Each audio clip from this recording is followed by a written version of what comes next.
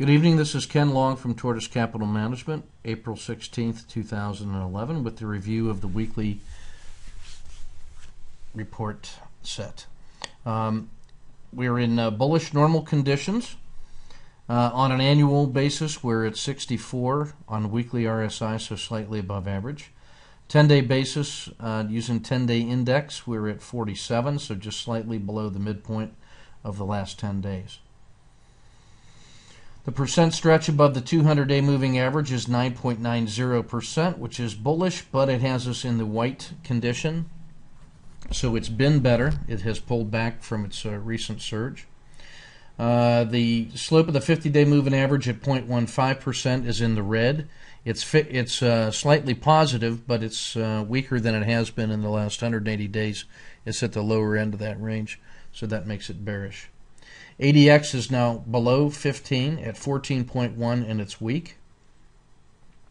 And ATR percentage remains under 1%, which is at the low range of normal. Inside the equity markets, we've seen almost all of the indices stalling vicinity of their previous swing high, which they achieved prior to the Japan and Middle East crises. Lately, though, we've seen strength starting to creep back into the market in both emerging markets and Asia less Japan. Precious metals and commodities continue to do well, especially silver, which is just going right through the roof. The monthly and quarterly rebalancing portfolios maintain their current holdings until the next reevaluation time. The monthlies will be reevaluated around 1 May. They're holding DIA, MDY, and IWM for 331. 631 is holding spiders, mid caps, and small caps. Inside the ETF2, we'll be buying a second position in the silver ETF, SLV, which will bring us to 90% exposed in the model portfolio, as well as the theoretical model, which is also at 90%.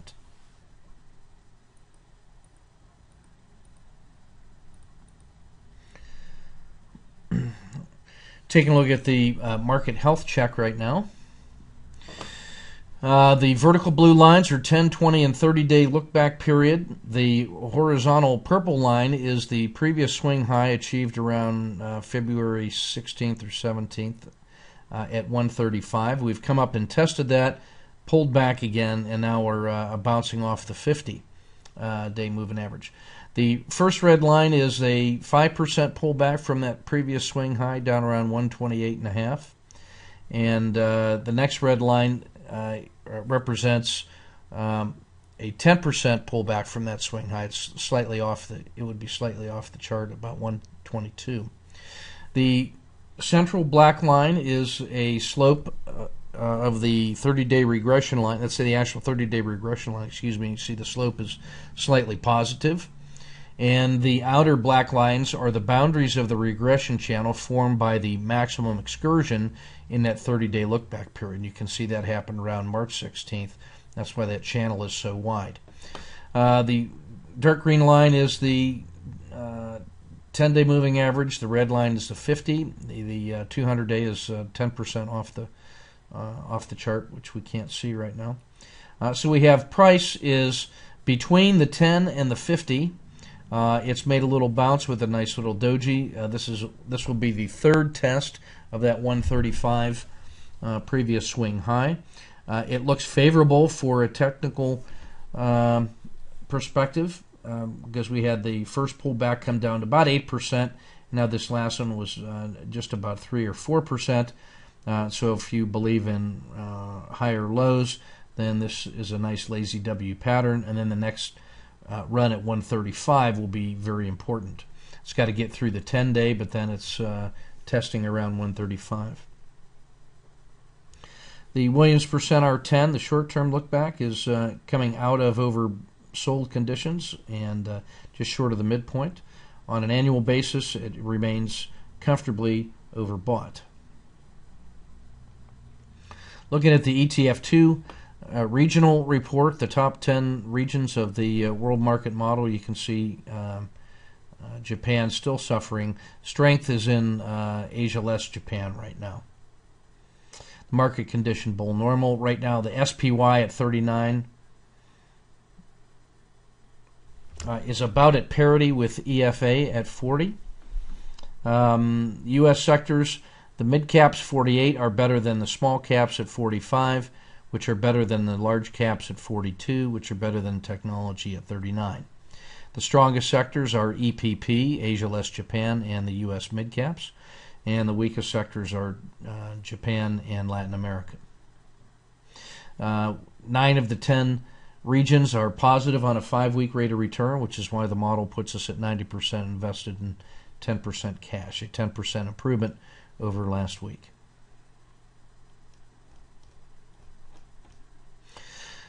Quick look at the world market model based off the strength index. You can see the U.S. Large caps are weak across the board, slightly below average. The value side is slightly weak, so there's a slight favor towards the growth side. Small and mid-cap growth are looking the best inside the U.S.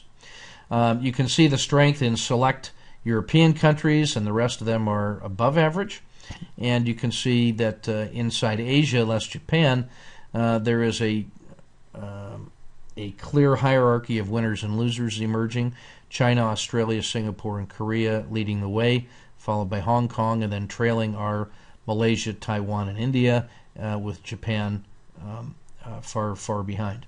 Among the commodities, you can see just how dominant silver has been at the rating of 100. It's the number one ETF out of the 500 that we track. Gold and oil in the commodity sector also doing well. Blended commodities above average. Treasuries and corporate bonds lagging. And U.S. real estate actually in better position than most of the sectors, equity sectors inside the U.S. Latin America is lagging behind emerging markets and has not been able to catch up even to the U.S. Mexico being the strongest inside the Western Hemisphere right now. There was a give back among the energy sectors. We saw that they have been very strong for the past 2 months. Last week was a give back in the energies.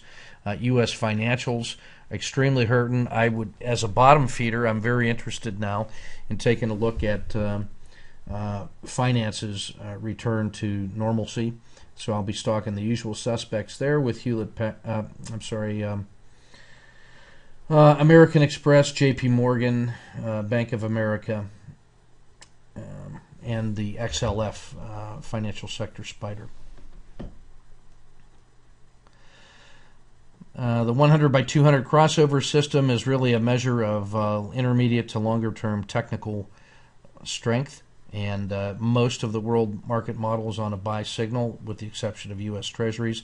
You can see that the slight weakness here in financials, technology, and utilities, which is unusual to see all three of those, a combination of growth, mainline business, and a defensive sector all suffering, but that's the market for you.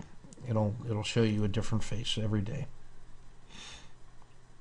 The top 30 inside the ETF2 database dominated by silver and biotechs this week. Energy remains strong. You can see a bunch of commodities. EWY, one of the leading candidates as a country fund in the Asia less Japan and emerging market sector. You'll see Australia and generally Asia less Japan looking pretty good. ETF liquidity, the top 30 ETFs by average daily dollar volume, and those that are highlighted in green are the most volatile on an intraday basis and therefore make good candidates for trading. You can see the VIX is still half of what its volatility was 2 weeks ago with a 3.28% daily ATR percentage. And that's a quick look at the weekly report, emphasizing mostly the same issues we've seen emerging over the last couple of weeks: Asia less Japan, emerging markets, silver, and commodities. I'm looking for a rebound in energy. There's nothing in the Middle East that says that they've solved that oil crisis yet, and so that little pullback of this past week has provided an opportunity to get long even further. So, Ken Long from Tortoise Capital signing off. Keep your powder dry and your risk managed.